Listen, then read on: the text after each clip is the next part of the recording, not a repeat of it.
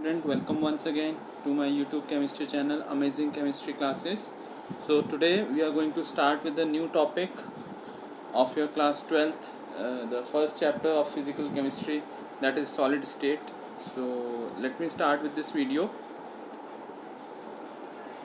First is the content. In first slide I have written about the contents, what are the different types of solids and the different type of structures adopted by the solids and why there are imperfections in the solid.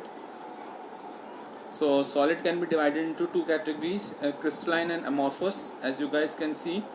Let me give you some example बच्चों. Very important है if we correlate chemistry to our day-to-day life, so it becomes very easy. Chemistry will never be a very difficult chapter, or you consider it as a very difficult subject, because बच्चों को क्या होता है, chemistry always actually what you have to do, you have to correlate with your day-to-day life chemistry subject.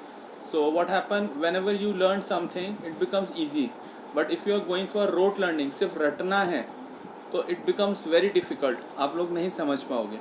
So here also in this I will correlate crystalline and amorphous solid. If I talk about amorphous solid, that is your talcum powder. You guys can see talcum powder, that is so fine in nature, you just keep it on your hand, अपने हाथ में रख के देखिए, उसको feel करके देखिए. And if I talk about crystalline solid, best example is sodium chloride NaCl, जो आपके किचन में मिल जाएगा, आप हाथ में लेके देखिए. So these are the two examples which I can give you, which you can correlate with your daily life. So solids can be divided into two categories, that is crystalline and amorphous. Okay, as I always tell you that I've been doing very hard work for you guys, so please my request, do share, subscribe and like my channel, press my like button and subscribe my channel, so that whenever I upload more videos you guys can take full advantage on it. Moving on to the types of solids. Crystalline solids, well ordered definite arrangement of molecules, atoms or ions. Crystals have an ordered repeated structure, sharp melting points, anisotropy and true solids. Whereas if we talk about amorphous, they don't have any definite arrangement of molecule, atoms or ions. Amorphous solids vary in their melting points, isotropy, pseudo solids and super liquid. Alright, moving on to the next one. These are the different structures and types of crystalline solid. First one is molecular solid, second one is covalent solid, third one is ionic solid, and the fourth one is metallic solids. Alright, now first discuss about type of crystalline solid. First is molecular solid. Lattice points occupied by the molecules, they held together by intermolecular forces like dipole force or hydrogen bonding. They have soft or low melting points and they are poor conductors of heat and electricity. Type of crystalline solids, that is ionic solid. Lattice point occupied by cations and anions, they held together by electrostatic attraction. They are brittle, high melting point, they are having poor conductor of heat and electricity. Here I have given an example of cesium chloride, zinc sulfide and calcium fluoride. Moving on to the next one, that is the type of crystalline solids. Covalent solids, lattice points occupied by the atoms, held together by the covalent bonds. They are having hard and high melting point and they are poor conductor of heat and electricity. Next one is type of crystalline solids. Next one is metallic solid. Earlier we discussed about covalent solids, ionic solids, molecular solids. Now this one is metallic solid. Lattice point occupied by the positive metal, as you guys can see in this positive metal, they are having nucleus and inner shells electrons, and they held together by a metallic bond. Soft to hard, low to high melting point, and they are good conductor of heat and electricity because they are having mobile of C electrons. Electrons are there. If they are free electrons, they can easily conduct heat and electricity. Next one, in this I have discussed about, I have made 4 columns. Type of crystals, particles, interparticle forces, physical behavior and examples.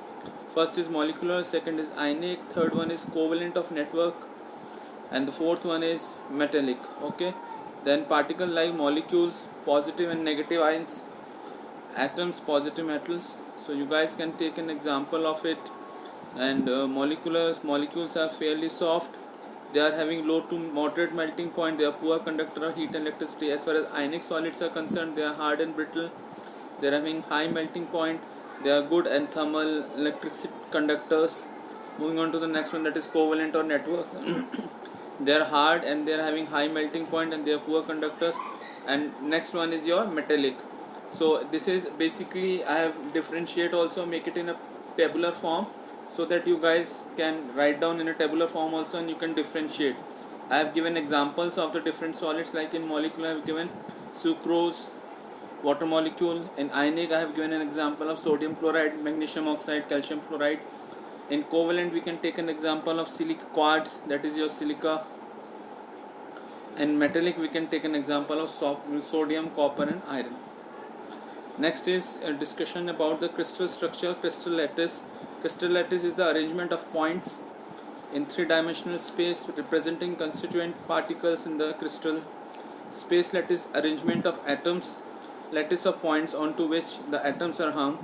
Here you can see there is a space lattice plus basis and there is a crystal lattice. Okay, so crystal structure is there. Element solids, argon, basis single atom, polyatomic elements like 2 or 4 atoms. So in elemental I have given only single atom, and polyatomic means multiple, that is 2 to 4. In complex organic compound it may be thousands. Now the definition of a unit cell. What is the definition of unit cell? That is the smallest repeat unit of crystal structure which when repeats in all the 3 dimensions to form the crystals. So here I have given the if you look at this structure, in this, on one limb I have given A length, second one is the B and the C.